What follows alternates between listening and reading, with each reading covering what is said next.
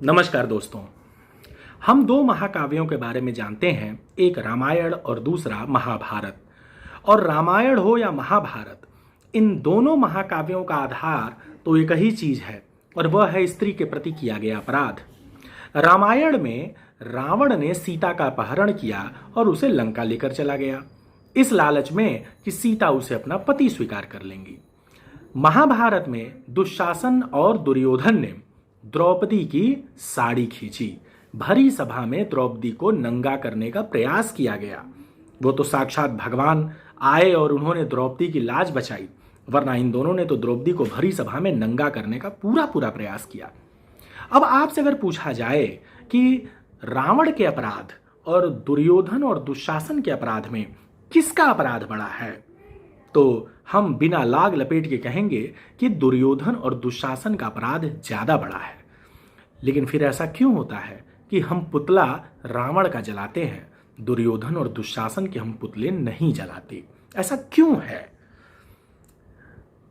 रामायण की जो रचना हुई वह रचना हुई थी त्रेता युग में। राम को त्रेता युग का अवतार माना जाता है। और महाभारत की जो रचना है या महाभारत काल की जो कथा है, यह मानी जाती है कि यह द्वापर युग की कथा है, द्वापर युग में घटना घटी है।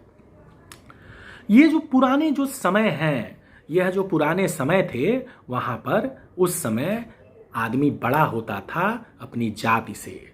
रावण ब्राह्मण था, जबकि दुर्योधन और दुशासन क्षत्रिय थे।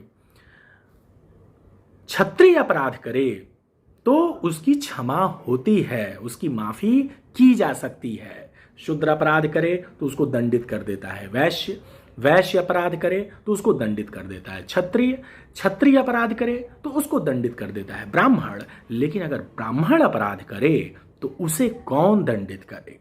ये एक बहुत बड़ी समस्या थी। माना जाता है कि ब्राह्मण को दंडित करने का अधिकार तो भगवान का है और तो किसी का है नहीं। यही कारण है कि पद सोपान में ऊंचा होने की वजह से ब्राह्मण अगर कोई अपराध करता था या अपराध करता आज भी है तो उसे कंपैरेटिवली बड़ी सजा मिलती है।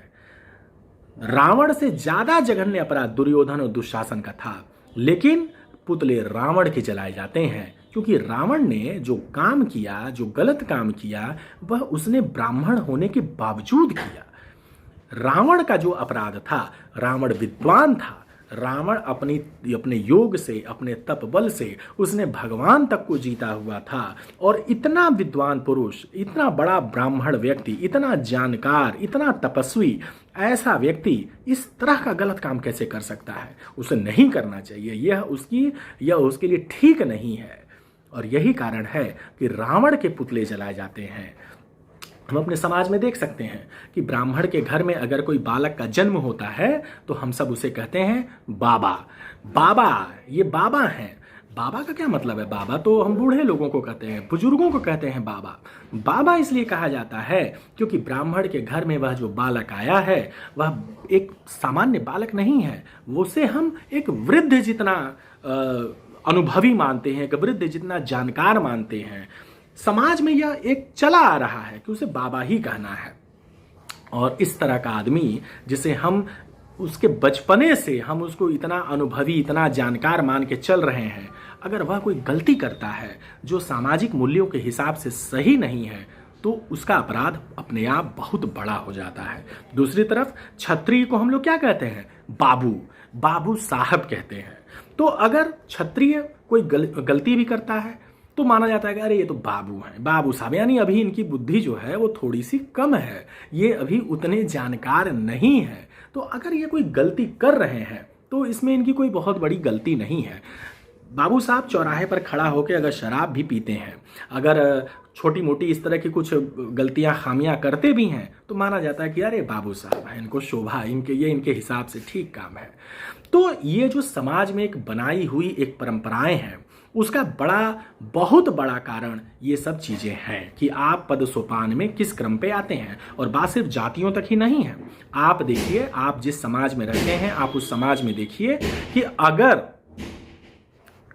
जिस समाज में हम रहते हैं, आप देखिए कि अगर जैसे कोई चपरासी गलती करे या कोई बाबू गलती कर दे तो उसकी गलती क्या हो जाती है? माफ हो जाती है। कभी कुछ एक दिन की सैलरी काट ली गई या थोड़ा बहुत कोई हल्की फुल्का पनिशमेंट दे दिया गया और काम खत्म हो जाता है।